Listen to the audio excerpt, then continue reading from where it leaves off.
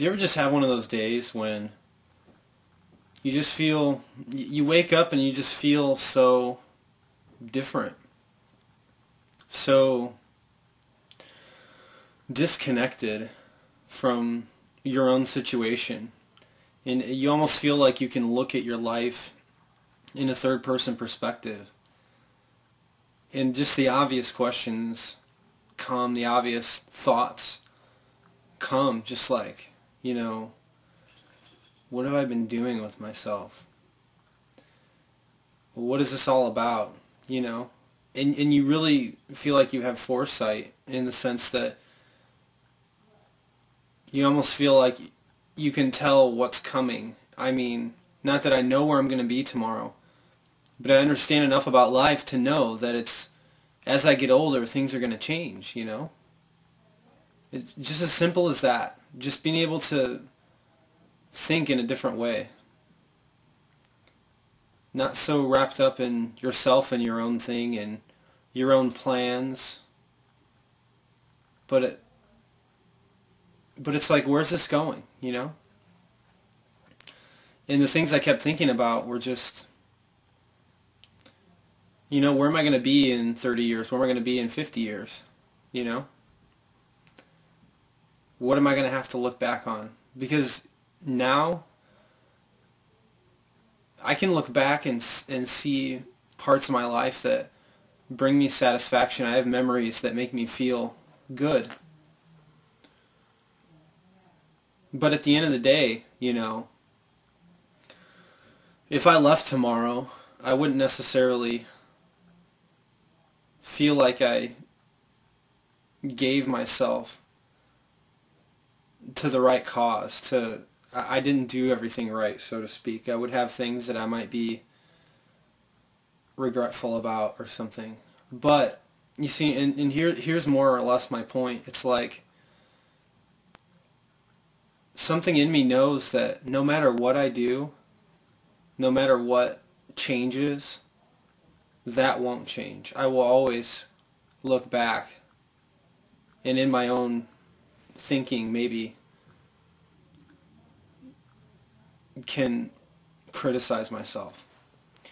Now, that doesn't stop the fact that on days like this, when you're really thinking about your life, that you kind of see that there are changes and there are practical steps that need to be taken.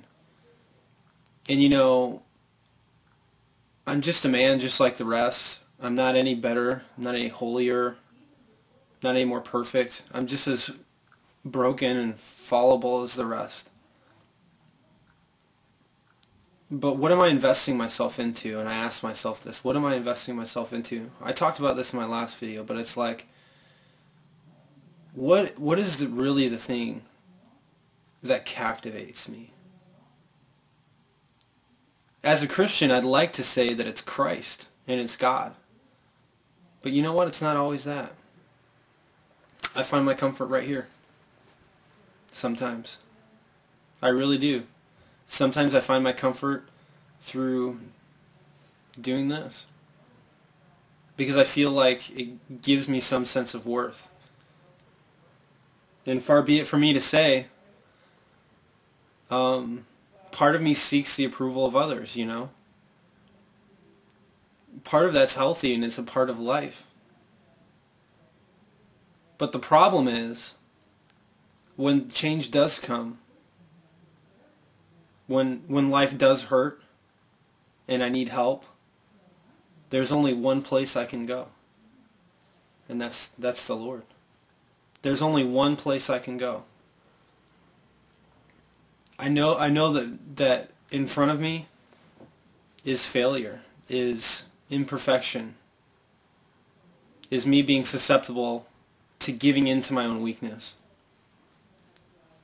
But what I'm learning, at least in this season of my life, this day, is He's sovereign. He overlooks everything. He foresees my life and all of the garbage, and He sees it all. I'm not about to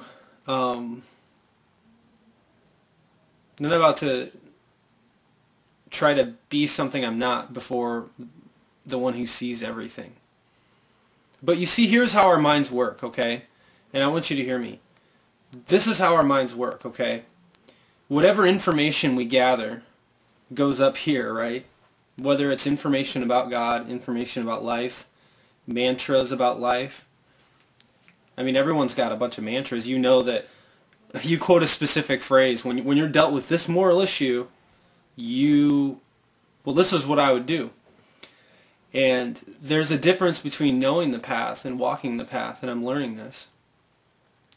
Because just because I've encountered God in one way in my past, and I've sought Him in one way, and He responded in that way, doesn't mean I know God. It doesn't mean my heart is actually alive and in His grasp. When, as for me and for many others, it's things like this right here. And you're watching it. This is so not it. You know? I mean, yes, there are so many good things about the good things God's given us through YouTube, through MySpace, through all the different ways that we can network with each other in this digital age with people all over the world. I mean, it's great. But do you know what idolatry is? I mean, in the Bible, I mean, the word idolatry seems really archaic or antiquated for our modern society, so to speak, because idolatry spoke of when people actually made engraven images in things and they worshipped them. But why were they doing it? Idolatry is this, and it's simply this: to go somewhere else to get what you're supposed to get from God, what God promised to give you. That's idolatry.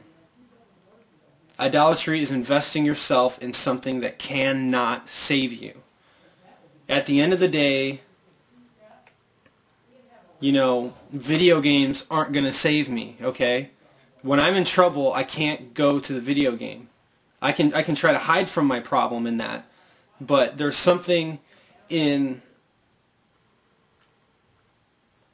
the knowledge of God that's like, He's the one person that if I have Him in my heart, I can turn around and face my problems, and He's going to help me, and He's going to make it. He promised me that He would make it, that He would make all things work together for good, okay? If I really believe that, I'm not just going to try to do the God thing with my problem and then turn around and run to my false comforts and my false things that I've put up around me.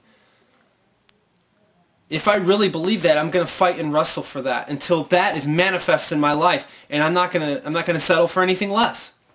That's wisdom. That is wisdom. God promised you something. He promised you something. He really promised you something.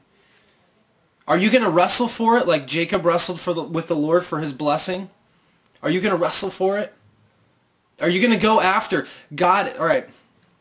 Christ says all things were put under His authority. Everything. He is the judge over all creation. And He says, you can have anything that you ask of me. You can have anything you can ask of me. And we've asked Him for things and we didn't get them. But where is the person that's going to wrestle for it? Where's the person that's going to say, God, I know you promised this, and I'm going to keep fighting against this thing until I see it. And I'm not talking about our own carnal ambition or any of that. The things that matter in life. And I can tell you there's one thing right now that I at least have a conviction for, and it's this community YouTube. And it's not just because it's how I waste all my time. It's because there's people out there that are desperate for a reality and they're not getting it. They're not getting it. This world's giving them lies. This world is giving them false comforts and instant gratification. It leaves them empty and they want to kill themselves for it. They want to kill themselves. All the overindulgence, it leaves them empty. It's a bad deal. You know, sin feels great at first, but it's a raw deal at the end. It's a raw deal at the end. I just feel so... And you have to keep going downward and downward and downward and giving into it until it has you completely, and then it will kill you. I mean, it'll kill you. When it has you, it'll kill you. Some of us have little things in our lives. I have these things, and it's like I've let these things stay around long enough that if I don't wake up, they are going to kill me. I'm not even worthy to say these words. I really am not, because I am so fallible. But that brings me back to my original point. Who is God? Who is He? What's He like? What does He think about me? What does He think about me as opposed to what other people think about me? What YouTube thinks about me? What my friends think about me? What my coworkers think about me? What does God think about me? How does He feel about me?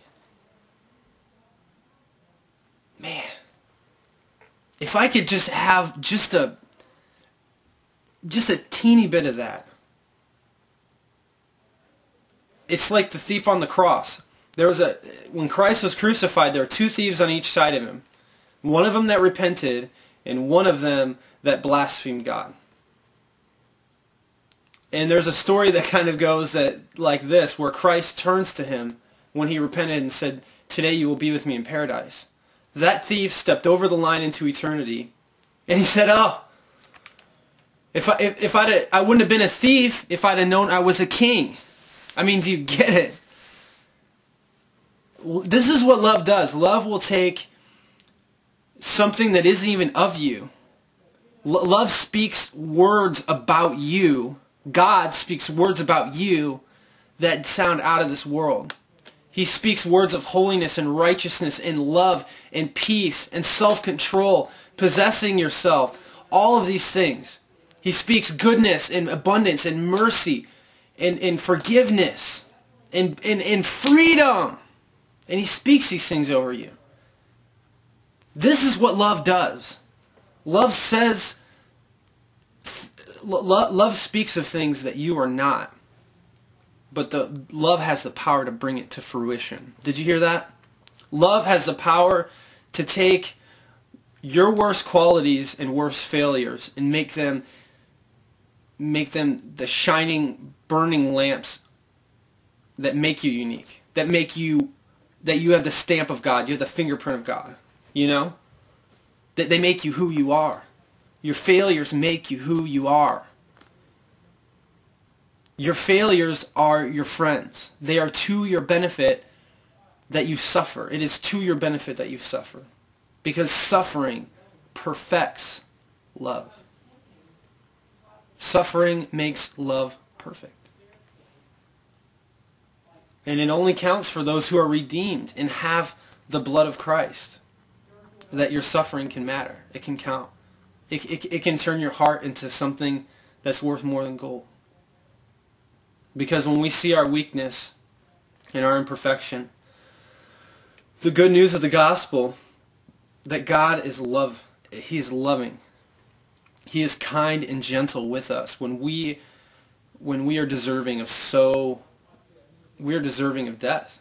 And I'm not saying that just out of some theological statement. I'm saying this because the closer I get to God, the more wicked I see in my heart, the more wickedness and darkness and imperfection. And I see how righteous He is to judge me and to take down everything and to allow me to suffer. But He doesn't. He restrains. He holds back His judgment. He holds back the wrath of God. And Christ displaces that. Because what love does is it meekness. What love does is it restrains power in order to bring forth that which it desires. Redemption. This is redemption, that God is kind to you. That will redeem you. That God loves you. That He's not given up on you. You're not too much for Him. You're one thing or the other, and you are not. You are sin. You are wicked. I mean, can you see this? It is in you. It is inside of you. But love can change everything. Love can change everything. He loves you in your weakness. He does. He knows you're weak. And your weakness perfects His power. Because love never breaks a promise. What does He promise to you tonight? What is your condition of your heart before God tonight? How is your heart? How is it? What does it look like? How does it feel? Is it growing cold in this society with all these distractions and things? Or is it getting distant? Are you getting confused? Can you not see the light? And he says, "Come to me, all you who are weak and weary and heavy laden, and I will give you rest. For my yoke is easy and my burden is light." Matthew 5:3, "Blessed are the poor in spirit. Blessed are those who see their need for God." Can you imagine walking into the narrow gate, salvation, Christ, walking into the narrow gate and seeing how weak you are and falling to your knees and weeping? And Christ says, "Blessed are the poor in spirit, for theirs is the kingdom of God." Blessed are those who mourn, for they will be comforted. Blessed are the meek, those who withhold the power in order to bring love and redemption, for they will inherit the earth. Blessed are those who hunger and thirst for righteousness, for they will be filled.